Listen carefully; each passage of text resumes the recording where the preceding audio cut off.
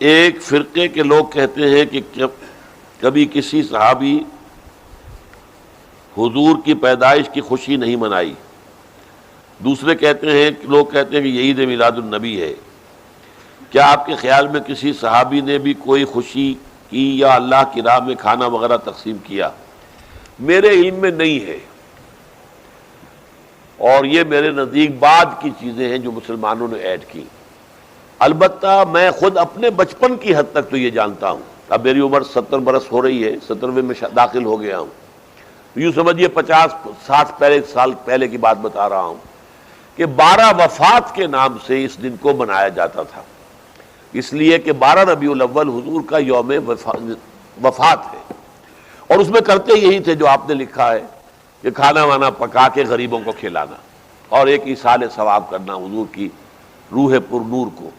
بس اس کے بعد جو یہ عید میلاد النبی کا، یہ تو بہت ہی ریسنٹ معاملہ ہے. اس کو باقاعدہ ایک جشن اور عید، اور اس میں تو در حقیقت ہم پیروی کر رہے ہیں نصارہ کی، جنہوں نے حضرت مسیح کا دن جو ہے 25 دسمبر پیدائش کا دن، اس کو اپنا جو ہے تہوار بنا لیا سب سے بڑا کرسمس کا.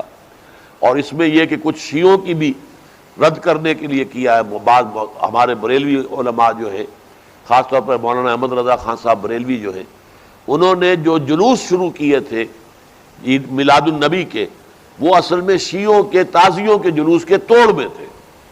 کہ یہ جو بھی چہل پہل ہوتی ہے اور رونق ہوتی ہے تو ہمارے بچے بھی جاتے ہیں، دیکھتے ہیں ان کے جلوسوں کے اندر، اور اس میں پھر جو بھی مرثیے ہو رہے ہیں، ماتم ہو رہا ہے تو اس سے اثر قبول کرتے ہیں.